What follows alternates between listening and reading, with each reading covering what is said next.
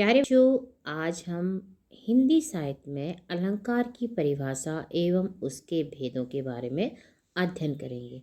हिंदी साहित्य में अलंकार का क्या महत्व है, इसके बारे में भी जानेंगे।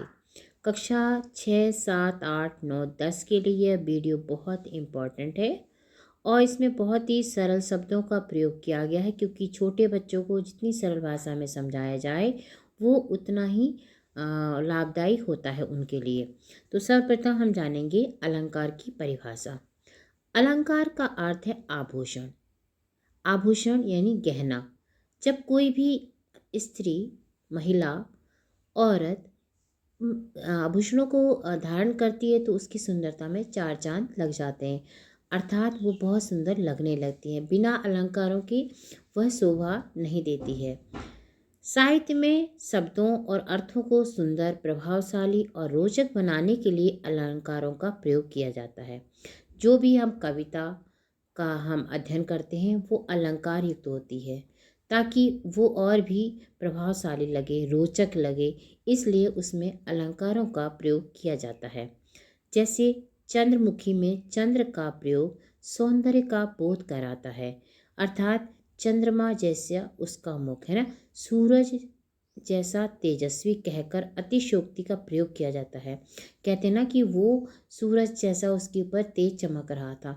सूरज तो बहुत बड़ा, इतनी बढ़ा चढ़ाकर अगर किसी की हम प्रशंसा करते हैं तो वहाँ पे अतिशयोक्ति अलंकार का प्रयोग किया जाता है, या किसी की तारीफ करने के लिए हम लोग इस तरह के शब्दों का प्रयोग करते हैं।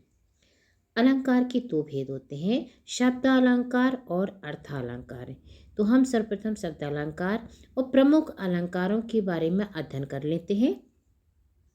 शब्दालंकार होता है शब्दों के मधुर एवं लयबद्ध प्रयोग से अलंकार उत्पन्न होना।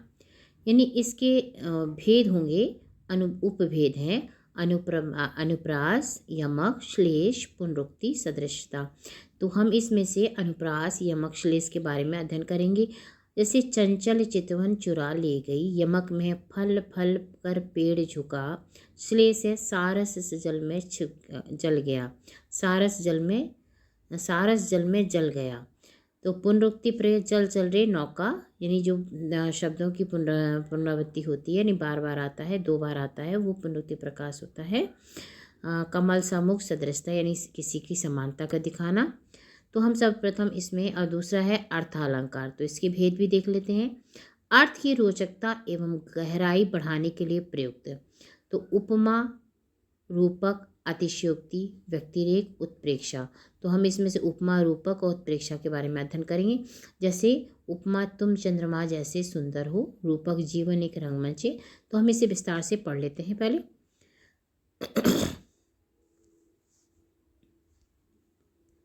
सर्वप्रथम हम श्लेष के बारे में अध्ययन करते हैं। जब एक ही शब्द का प्रयोग एक ही स्थान पर दो या अधिक अर्थों में किया जाता है तो उसे श्लेष अलंकार कहते हैं। श्लेष मतलब चिपका हुआ, यानी दो शब्द होंगे लेकिन उसका जो अर्थ होगा वो अलग होगा।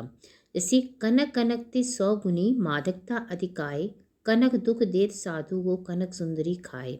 यहाँ कनक का अर्थ सोना और धतूरा दोनों ही है। यहाँ मुरली मनोहर जाए मुरली, यहाँ मुरली का अर्थ बांसुरी और राधा दोनों है। जैसे कनक माने सोना अन्य होता है जो आप धारण करते हैं, आभूषण बनाते हैं। दूसरा होता है कनक माने धतूरा, जिसको खा के आदमी मदहोश यानी मर भी जाता है। तो इसलिए इसमें अलग अलग दिया हुआ है। अब दूसरा है अनुप्रास अलंकार, बहुत ही महत्वपूर्ण है और इससे संबंधित हमेशा प्रश्न बोर्ड में और बच्चों से परीक्षाओं में पूछे ही जाते हैं। जब किसी पंक्ति या वाक्य में एक ही ध्वनि या वर्ण की पुनरावृत्ति होती है तो उसे अनुप्रास अलंकार कहते हैं। यह काव्य में मधुरता उत्पन्न करता है। बहुत ही सुंदर, बहुत ही आसान। अनुप्रास को पहचानने का तरीका बहुत ही आसान है। सबसे पहली बात तो हमें पहचानना आना चाहिए कि इसमें कौन सा अलंकार है। जब किसी वर्ण की आवृत्ति बार बार हो, जैसे चल चल चंचल चितवन छलकी, इसमें चा वर्ण की आवृत्ति बार बार हुई है।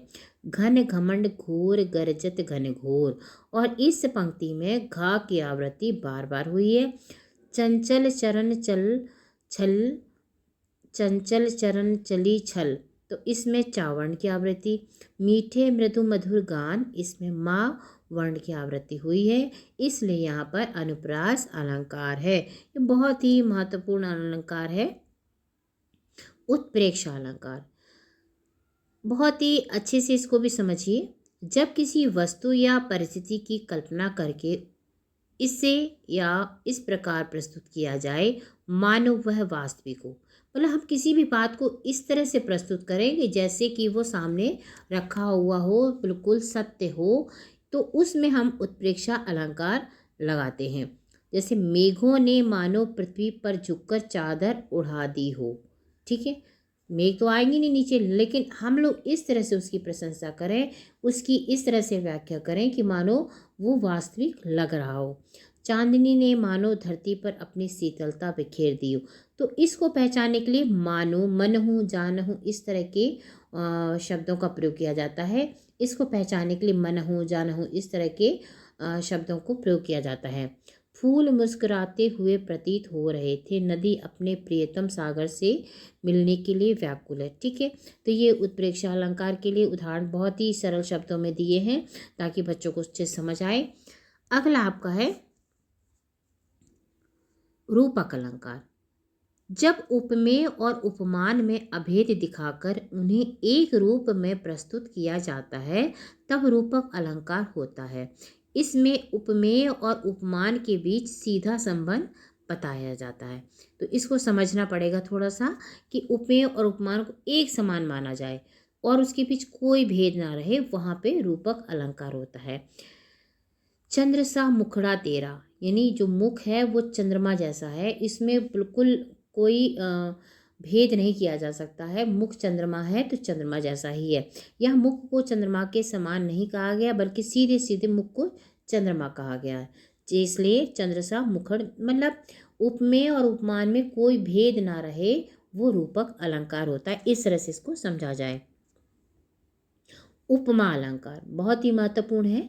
जब उपमेय और उपमान के बीच साम्य अथवा समानता का उल्लेख हो, जैसे प्रति, तुल्य जैसे शब्दों का प्रयोग हो, जैसा उसके जैसा, प्रति उसके प्रति, तुल्य उसकी तुलना में, मतलब इस तरह के जैसे शब्दों का प्रयोग हो, वहाँ पर उपमा अलंकार होता है।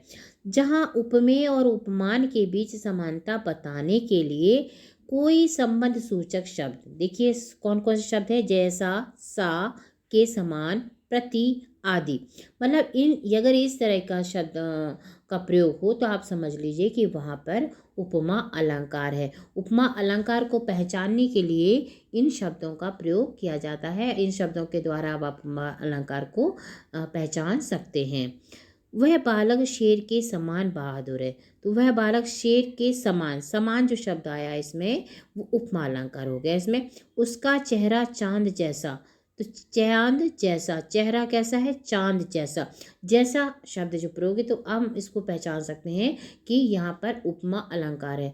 अब पूछा जाता है कि प्रस्तुत पंक्तियों में ऊपर लिखे उपयुक्त पंक्तियों में कौन सा अलंकार है, तो आप अगर पंक्तियों को ध्यान से पढ़ेंगे और इन शब्दों का प्रयोग होगा तो समझ लीजिए यहाँ पर उपमा अलंकार है।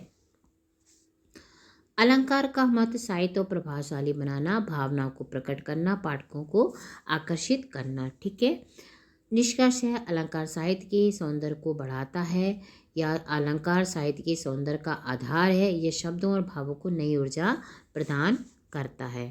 तो हमने इस तरह से इसका अलंकारों के बारे में बहुत ही अच्छे तरीके से समझा है और ये कक्षा 6, 7, 8, 9, 10 वाले बच्चों के लिए बहुत ही महत्वपूर्ण वीडियो है। और अभी बोर्ड की परीक्षा आने वाले हैं तो अलंकार अवश्य ही आते हैं, पूछे भी जाते हैं। और यदि आपको जानकारी उपयुक्त लगे, अच्छी लगे तो please like, subscribe. Thank you, धन्यवाद।